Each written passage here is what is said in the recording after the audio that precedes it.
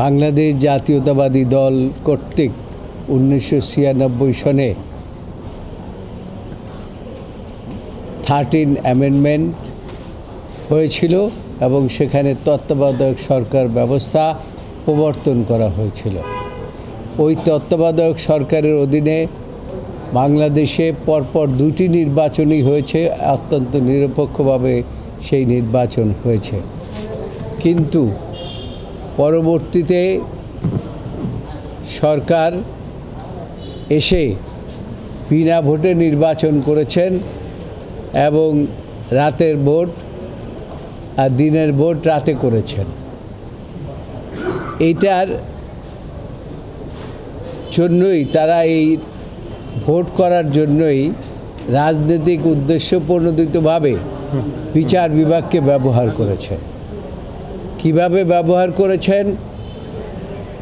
তারা এই 13 অ্যামেন্ডমেন্টটি রাজনৈতিক উদ্দেশ্য প্রণোদিতভাবে সাবেক প্রধান বিচারপতি খায়রুল হকের মাধ্যমে বাতিল করেছেন।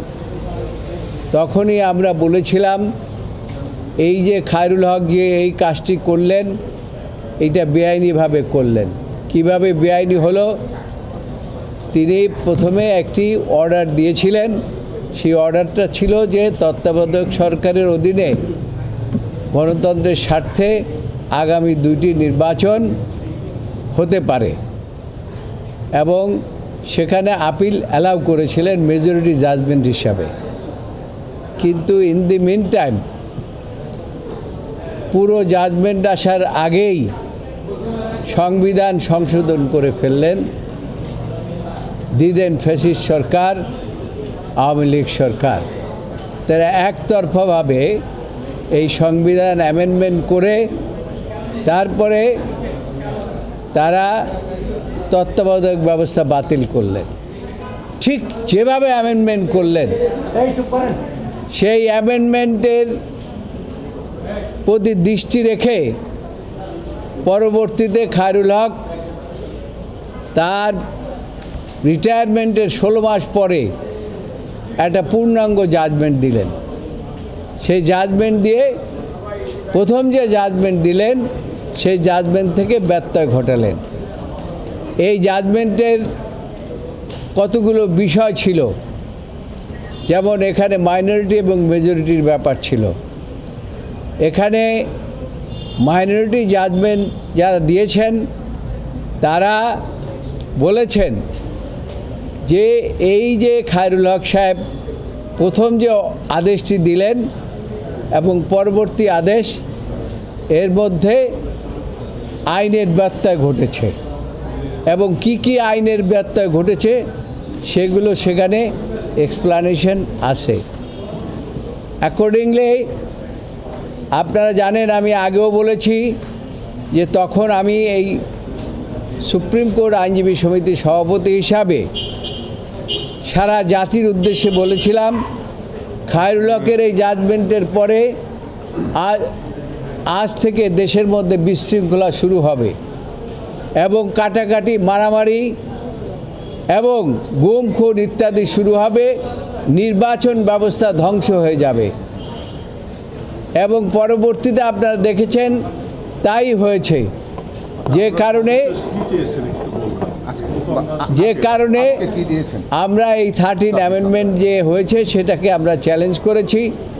আমরা মির্জা ফখরুল ইসলাম আলমগীর মহাসচিব জাতীয়তাবাদী দল, তার পক্ষে একটা রিভিউ পিটিশন দায়ের করেছি এবং সেই রিভিউ পিটিশনের উপরে প্রাথমিক শুনানি আমি করার পরে আজকে